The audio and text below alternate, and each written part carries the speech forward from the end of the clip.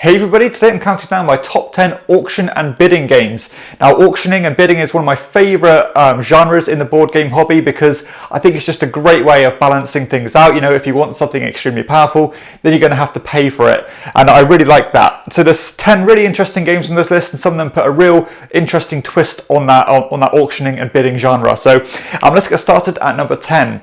So at number 10 I have Biblios. Now Biblios is a really a great small box game. I think it plays 2 to 4 players. The idea of the game is you're trying to collect these different sets of books for kind of end game scoring based on this constantly rotating or value of those different sets. But the second half of the game is actually the auctioning phase, where the first half is kind of a push your luck game where you're dividing cards out, and some of the cards that you don't divide out are put on a face down pile, which are later used for auction. But during that first phase, you're going to be collecting gold cards, which is going to be kind of your currency for the second half of the game. So when it does come to that second half of the game, you're going to be bidding on these cards by basically, putting down these money cards. But the cool thing about this is that you don't really know if you are going to be scoring those cards you're bidding for, because only the person with the most kind of numerous of that suit is going to score. So you can be throwing money away, after nothing. Basically, you could score nothing by buying those cards, and it's always a great reveal at the end to decide who's going to score each of those suits. A really great filler game, probably one of the best filler games out there. That is Biblios. At number 9, I have the Castles of Mad King Ludwig. Now, this is a tile placement game where you are basically supposed to be these architects building a castle to the king's needs. He wants all these different room types, or different shapes of rooms and sizes of rooms. But the cool thing about this game is at the start of every round, there's going to be a master builder, and he is going to draw a certain amount of tiles and allocate them to different price slots. And there's a bit of a thought process that goes behind that, because when the other people or other players buy those tiles, that money is going to come to you. So you've got to be careful about how you're going to price them, because if you price them too high, nobody's going to buy them. But if you price them too low, they're going to get too much of a bargain, and you're not going to get the money in return. But there's a further twist as well, that the person who sets the prices doesn't get to buy a tile till the end. So again, if he sets them too high, then he's going to have to pay that money himself, or too low, then somebody's probably going to buy it before he gets there. But a really cool game with a lot to think about. You know, you've got the public objectives, you've got the private objectives. So setting those prices and knowing what to pay, knowing what to charge for the other players is really really thought-provoking and a really cool game. So that's number 9, the Castles of Mad King Ludwig. At number 8, I have No Thanks. Now, No Thanks is an extremely small game, very simple kind of filler game. Only takes about 15 minutes or so to play. But this game is tilts the whole kind of feel of the genre on its head, because you are bidding not to take things, because the objective of the game is to get as few points as possible, and obviously the person with the most points is going to lose, or the person with the least points is going to win the game. But basically, every round you're going to draw a card, and that's going to show an amount of points on it that you obviously don't want. And then all you're going to do on your turn is you're either going to choose to take that card as negative points, or you're going to put a little chip on there which says that I don't want it, and it will go on to the next player to make that decision. But for every chip that you put down, it kind of accumulates an incentive for the next player to take that card, because every chip is worth a minus point. And obviously it's going to help for future rounds, because it's going to give them more passing power going forward. A really cool filler game, one that's constantly like an evergreen for me. I never get bored of this game. It's such a great fun game to introduce to new players, because it's one of those games that just clicks with people and they think that, oh, this is really fun. A great game, one that I'd always recommend. That is No Thanks. At number 7, I have Isle of Skye. Now, Isle of Skye is another tile placement game, not massively different from the Castles of Mad King Ludwig about how the auction mechanism works, but this one's a bit more free-forming and a bit more simplified in a way that's good for the game. This one, you're going to draw 3 tiles on your round. You're going to give one the axe, so it's going to go back in the bag, and the other 2 you're going to set prices to. Again, based on public objectives or private objectives, but the thing about this one is, obviously every player is going to have a chance to buy those tiles off you by paying the price or matching the price you've set to it and giving you that money. But again, if nobody chooses to buy those tiles, then you have to bid or pay the price that you've set on it. So there's that real factor as well. If you draw a really good tile, you've got to be prepared to pay for it, or somebody's going to buy it off you. So a really great tile placement game that's just a step up from the kind of gateway level, but still fits a really nice niche. That is Isle of Skye, a fantastic game by Alexander Pfister. At number 6, I have Power Grid. Now, Power Grid is undoubtedly the heaviest game on this list in terms of its complexity. But and to be honest, only one part of the game is like an auction mechanism. But that is a very important part of the game, because you're going to be bidding on these power stations, which basically converts resources into energy. And the energy is what you want to basically power your power stations in order to win the game, essentially. But the fierceness of those auctions is really great, because you do really want those strong power plants to be as efficient as you can, and to be to get the edge on your opponent. So I just love a freeform auction where the sky's the limit on where you want to on how much you're willing to pay for those different power plants. So a really great game, a nice economic game, where the auctioning just goes into the game extremely well. The synergy of the auctioning and the rest of the game just is a great package, and a really fantastic classic feeling game. That is Power Grid at number 6.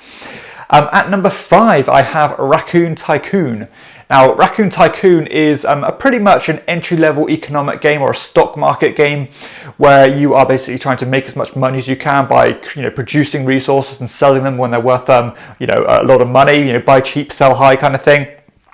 But the reason you're going to buy that or get money is because you want to basically buy sets of cards to get you points at the end of the game. So you can choose to start an auction, and then it's basically again another free-for-all kind of auction where you're just going to keep on outbidding each other until someone just drops out.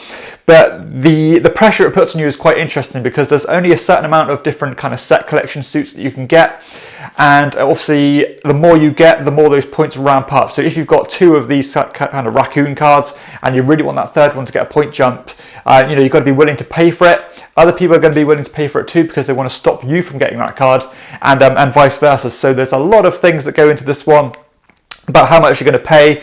You want to make sure you always have money on you, because if someone else starts an auction and you don't have money, then they're going to get that kind of item for really cheap. So a really nice entry-level economic game, one that really impressed me, and very streamlined as well. That is Raccoon Tycoon, a fantastic example of auctioning in a board game.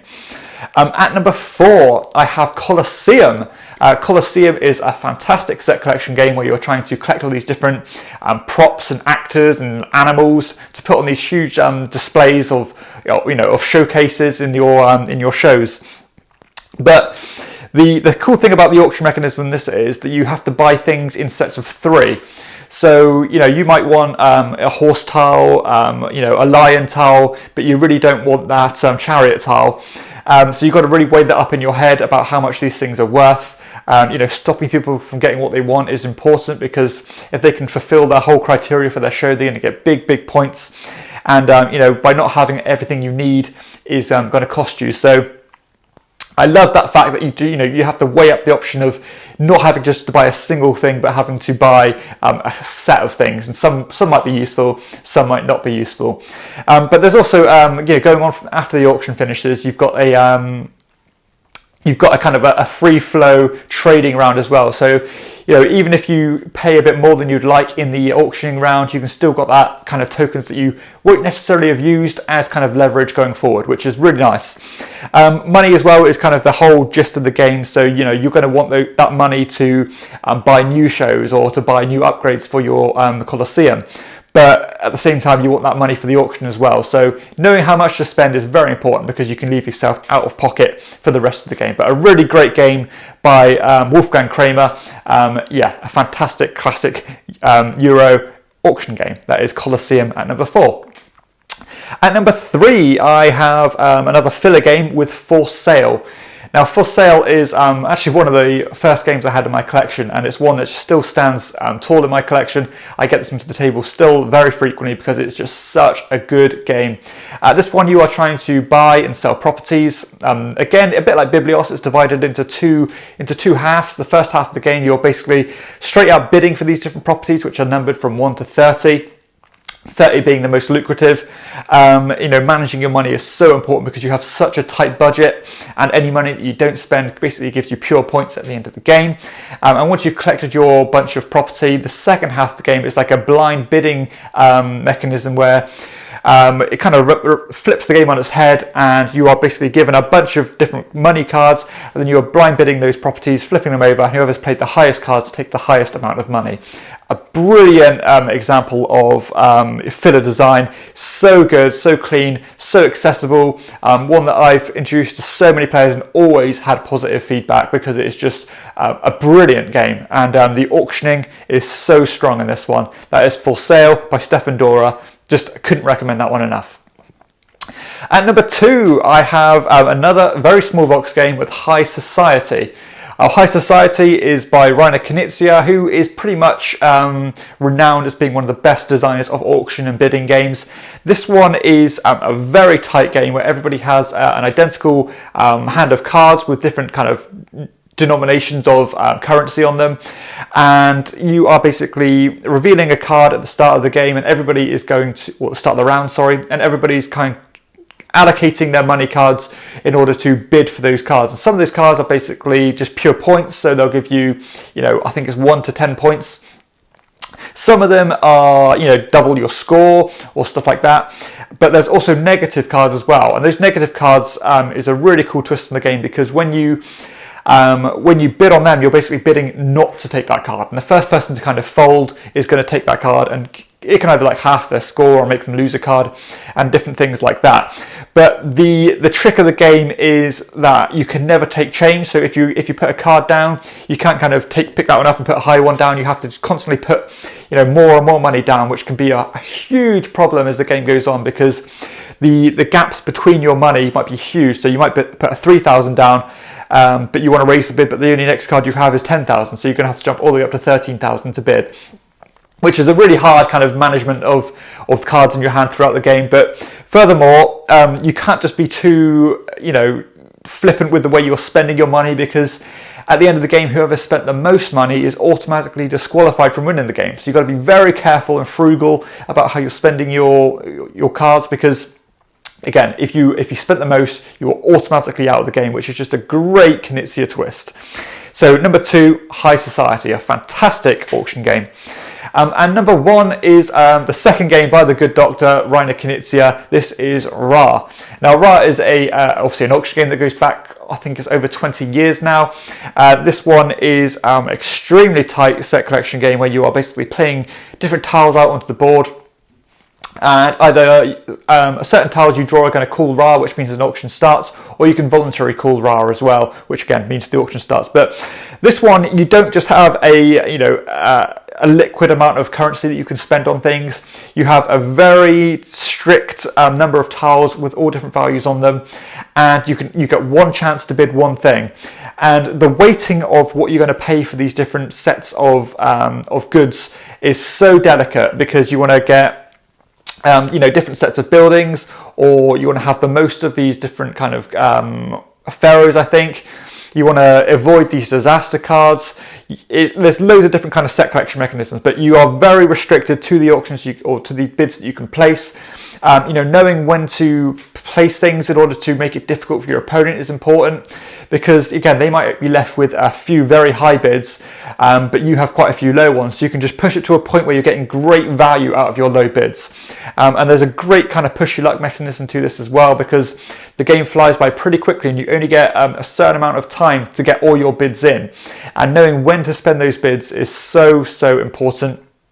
And not only that, when you place a bid, you are sacrificing the token that you've bid with in order to take the one that's been used in the prior round. So, if someone's bid 1 in the previous round and you're bidding 10 this round, you've got to be prepared to swap that 10 for that 1 bid, which means that in the future rounds, you're going to have a very low bidding power, which can be very, very important. But a fantastic game, and one that just stands up so well. And again, I think this is another evergreen game that's going to be around for a long time. Again, it's been around for over 20 years now, and it's still going strong, and one that I frequently get to the table. So Ra is, for me, a great, or almost the perfect example of a great auction game. So if you like auction games, I hope there's something on this list that's piqued your interest and got your attention, because these are all very good games. And again, the auction kind of element of the game is so, so strong in them, which I personally love. So I hope you've enjoyed this top 10. If you have, please hit like and subscribe to my channel, and check out my other videos too. You can also follow me on Instagram and back me on Patreon, and I'll leave the links below for those. For everyone else, I'll see you next time on Chairman of the Board. Bye.